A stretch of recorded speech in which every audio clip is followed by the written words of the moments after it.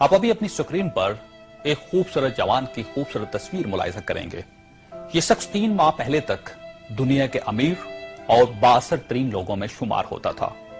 یہ دنیا میں تیل کی دولت سے مالا مال تیسرے بڑے ملک لیبیا کی دوسری طاقتور ترین شخصیت تھا۔ یہ کس قدر امیر اور بااثر شخص تھا، اس کا اندازہ آپ 2-3 مثالوں سے لگا لیجئے۔ یہ لندن میں تھا، اسے شمالی لندن کا ایک گھر پسند آ گیا۔ اس نے وہیں کھڑے کھڑے یہ گھر 1 کروڑ پاؤنڈز میں خرید لیا۔ یہ پاکستانی روپے میں 1 ارب 40 کروڑ روپے بنتے ہیں۔ اس نے 2009 میں مونٹی کارلو میں اپنی 37ویں سالگرہ منائی۔ یہ دنیا کی مہنگی ترین سالگرہ تھی، جس میں روس کے المونیم ٹائکون اولیگ ڈیریپاسکا، سونے کی کانوں کے مالک پیٹر منک اور مناکو کے شہزادے البرٹ سمیت دنیا بھر کی مشہور شخصیات نے شرکت کی۔ یہ پینٹنگ خریدنے کا شوقین تھا۔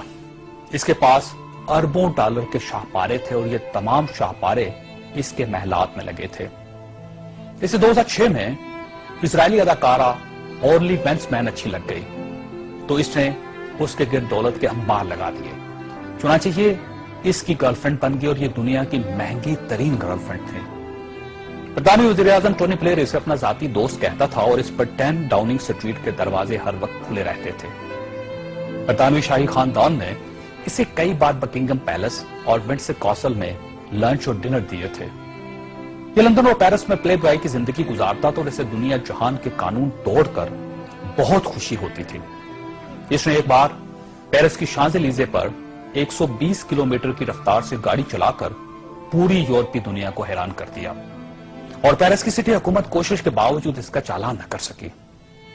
یہ لیبیا کی انویسٹمنٹ اتھارٹی کا سربراہ بھی تھا اور یہ اتھارٹی دنیا کے کسی بھی ملک میں کسی بھی وقت 10 بلین ڈالر تک کی سرمایہ کاری کر سکتی تھی اور یہ ایک بہت بڑا استحقاق تھا۔ اس شخص کا نام ناظرین سیف الاسلام ہے اور یہ لیبیا کے سابق حکمران کرنل قذافی کا بیٹا ہے۔ سیف الاسلام کرنل قذافی کا وارث اور ولی عہد بھی تھا اور اسے دنیا کا اس کے بارے میں خیال تھا کہ یہ کرنل قذافی کے بعد لیبیا کا حکمران ہوگا۔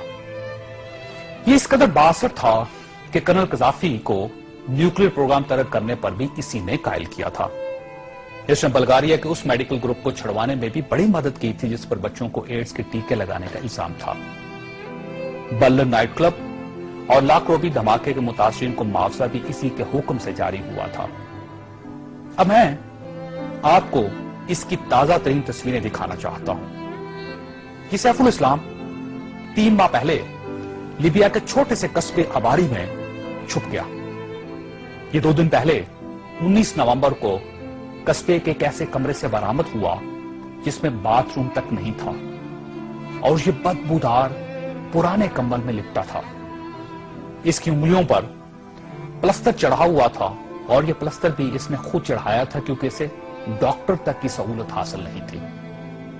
یہ سیف الاسلام اس وقت لیبیا کی موجودہ حکومت کے قبضے میں ہے اور پوری دنیا میں کوئی شخص اس شخص کو پناہ دینے کے لیے تیار نہیں جو 3 ماہ پہلے تک ملکہ برطانیہ کا شاہی مہمان بنتا تھا اور ٹونی بلیئر اسے مائی فرینڈ کہتا تھا اور پیرس کی کمپنیاں اس کے لیے خصوصی خوشبو ایجاد کرتی تھی۔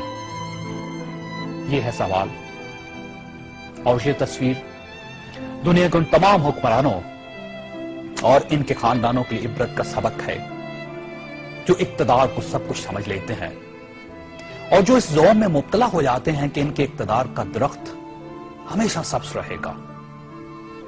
یہ تصویر دنیا بھر کے حکمرانوں سے چیخ چیخ کر کہہ رہی ہے کہ جو حکمران عوام کا اعتماد کھو دیتے ہیں ان کا یہ انجام ہوتا ہے۔ انہیں بدبودار کمبل بھی پناہ نہیں دیتے۔